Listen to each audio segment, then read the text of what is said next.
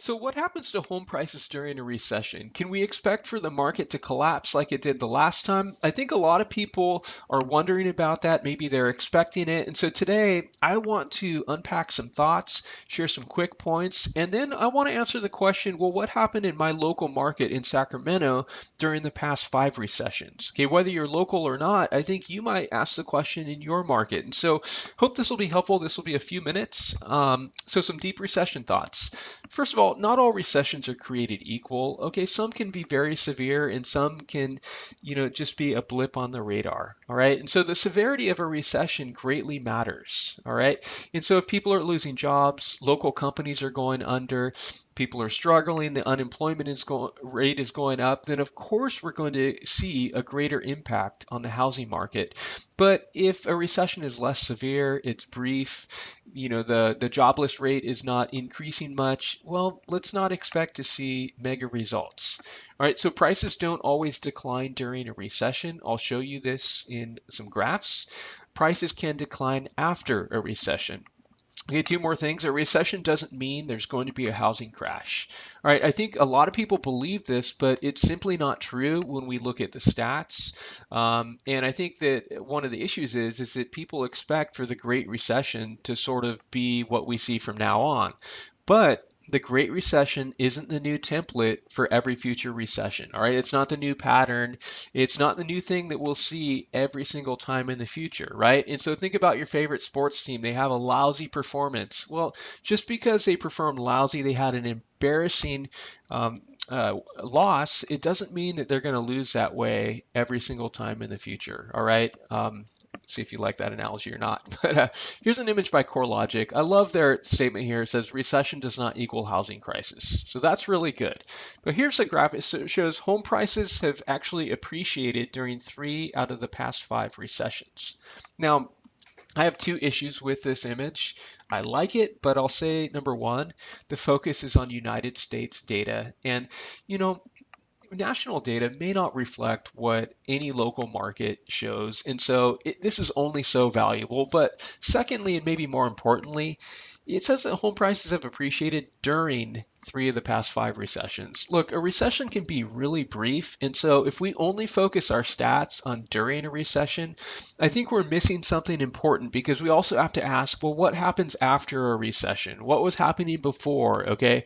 So let's not get so narrow. But let me show you my local market in Sacramento. What happened during the past 5 recessions? Okay, and recessions can be seen in these graphs with the blue vertical bars. All right, and so in 1980 there was a brief recession, and you can see that home prices, according to the Freddie Mac price index, they just kept on increasing. All right, here's the next recession pretty soon afterwards. All right, you see that prices increase and then they slough a little bit. All right, here's the early 90s where the economy was pretty sour. And you start to see in Sacramento where prices were going up, but then they started to dip, okay, by the end of the recession. All right, so during this recession is a narrow window, but check this out. After the recession, home prices declined by 10 to 15% in the early to mid 90s. All right, and so sometimes if our focus is so laser on just the recession, we're missing the bigger picture of what the market was doing. All right, a couple more.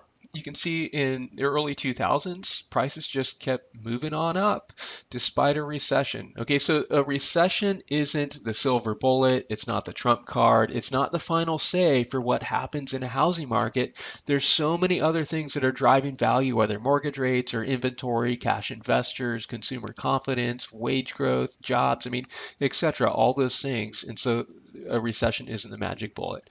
Here's the bad time, though. This is what we remember. Prices absolutely tanked during the last recession. It was long. It was unfortunate. Here's an interesting thing.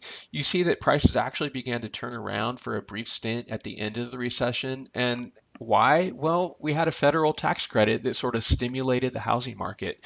And so buyers could get $7,000 free, and it all of a sudden caused buyers to run to the market again. During the recession, that was like a band-aid. It's amazing though, because look, prices sort of leveled off.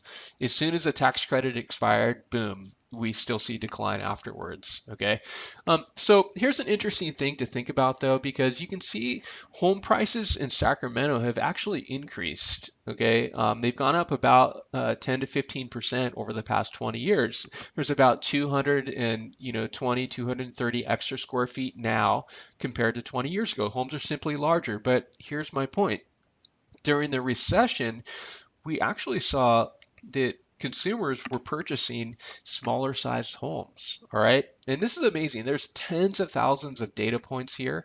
And so we can kind of see that consumers stepped back as they were feeling it in the wallet.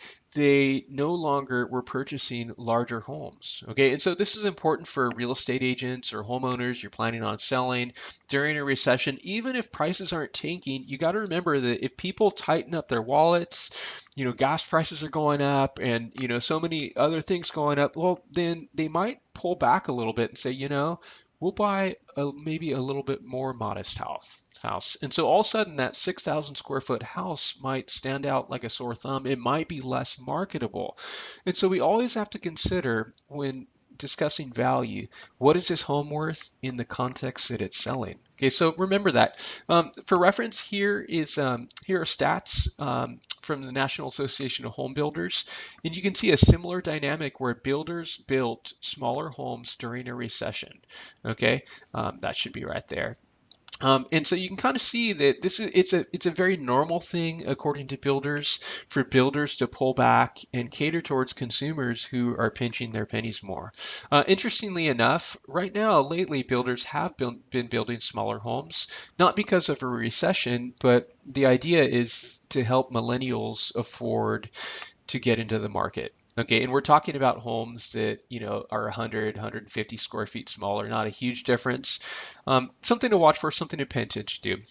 Some closing thoughts. I'll say there isn't just one thing that happens to home prices during a recession. When people say stuff like that, here's the only thing that happens, or prices always go down, it's simply not true.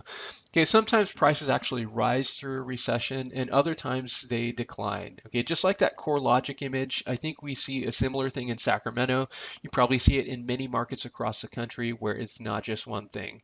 Okay, let's just remember there's many layers that impact the real estate market. There's many reasons why values are moving. It's not just about a recession or not. And so let's think about all those other things right now.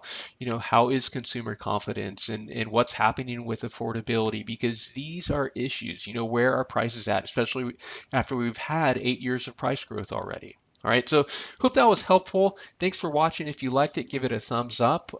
If you have questions or comments, let's keep the conversation going. Thanks a lot.